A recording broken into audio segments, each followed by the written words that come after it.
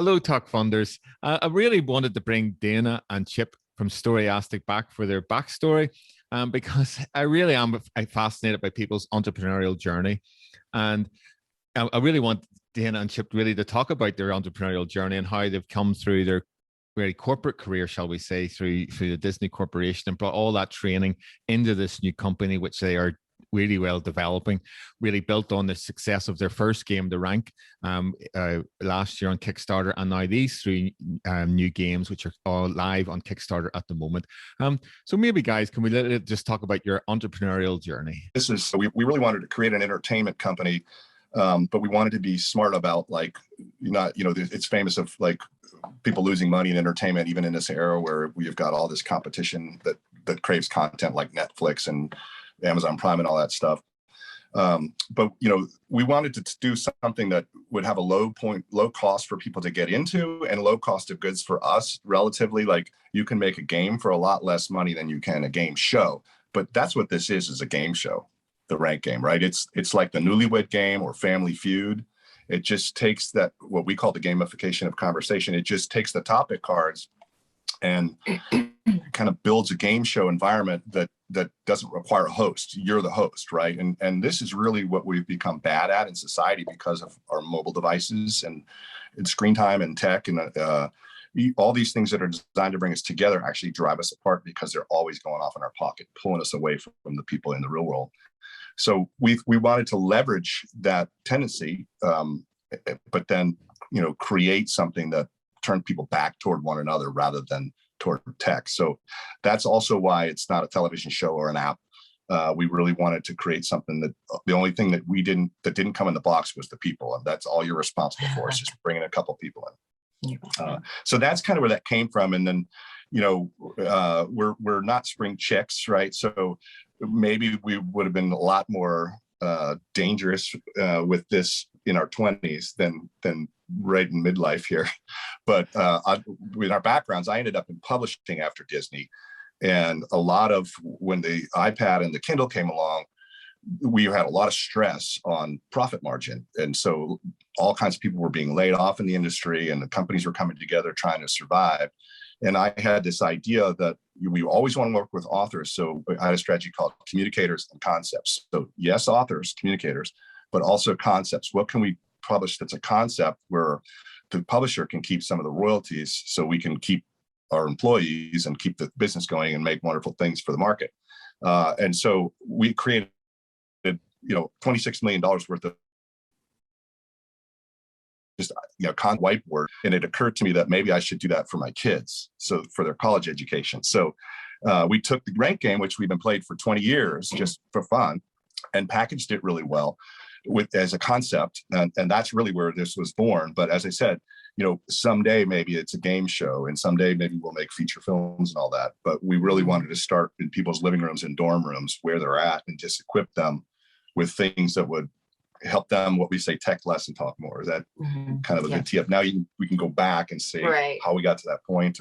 Right. Well, my background is design and architecture. So I worked for Walt Disney Imagineering.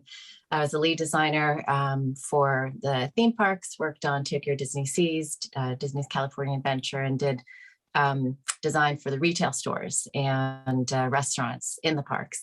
And so what we really did with the team there, and what Disney's so great at, is really immersing the guest into these immersive environments. So everything's controlled, everything's designed from the moment you walk in, through the doors, into the store, your sight lines, what you see, what you experience, there's no even mistakes. what you smell. Nothing's left to chance. Right. So if there's a bakery next door and you're walking into a sweet shop. And so that's really, which was really great fun to design and do and continue the different stories. And Disney is really great at that. So that's what we tried to do with these products, is everything from what you see on, when you experience on the outside, what you see on each of the sides of the box, and then the opening and the unveiling, and how that's, pleasing to the eye, that there's order to it, there's purpose, great design, and everything fits in very compactly. And then the other part that Disney is so wonderful at, where we experience, is just the level of quality. So we really took the time, we can get, dive deeper into some of the other games that we did, but we really took the time to make it pleasing to look at great quality components. We did wood components that are painted. We paid extra to put them in order, so it's pleasing to the eye when you lift up the box and kind of unveil. So taking those concepts of story and just walking the guest, in this case, the person who's about to play the game, through to the unveiling and then the experience of the gameplay as well. Yeah, and it's no accident that she's called them guests. And what's really interesting, like, I loved you said control all those aspects, but so it could sound like corporate overlords, but really what it is it's everything is about the guest experience and the story that they're going to live out while they're under our stewardship, right? When they paid money to come through that gate, anything we can control for them to make a great experience, we should. And I mentioned IDEO in our other conversation. So it's no accident that these, this is not a kindergarten game. There's octogenarians playing this game. There's all kinds of college kids playing this game, especially with the Risky Business Pack. Right. But these are the colors that we know from when we were kids. So what IDEO is famous for is like many things, but one example is the Trek bicycle hybrid, right? They were the first out with a hybrid bike. And so the bicycle industry was all about Lance Armstrong, and it was the helmet and the Lycra and all that stuff. But that's like 1% of society wants that. Everybody else wants to ride that experience they have as middle schoolers, riding through the neighborhood or going over to the convenience store and buying a pack of gum without any parents and not having to get in a car with an adult. And that's what we're trying to create. That's a subconscious thing that these colors tell you. I can do this. This is not that hard. But then when you learn it in 15 seconds, you're like, it's not only easy, but I forget who first said, if I had more time, I would have written less, but countless hours over 5 years went into making all these cards do exactly what they're supposed to do. And then as Dana said, just what's on the outside of the box is just non-threatening, but it gives you everything you need to know. 4 game modes. So it tells you can play with people you know or don't know, or by, just as a couple without points, and all the different expansion packs that are available. So, and we had mentioned earlier, but in case people are only watching this one, the idea, we want the games to be as big as possible when you're playing them, but as small as possible when you're not playing them. So they just fit very compact. Like you can fit all 4 of these games on your shelf in less space than probably every other game that you have in your home. Well, fantastic, folks. I mean, you can see all that experience and creativity has been poured into even the design of the boxes, for goodness sake, let alone the thought of the games within. Thank you so much. And I mean, I have to ask, I mean, this is your second Kickstarter and it's going really well. I mean, given your experience and creativity, are you thinking of expanding the company even more?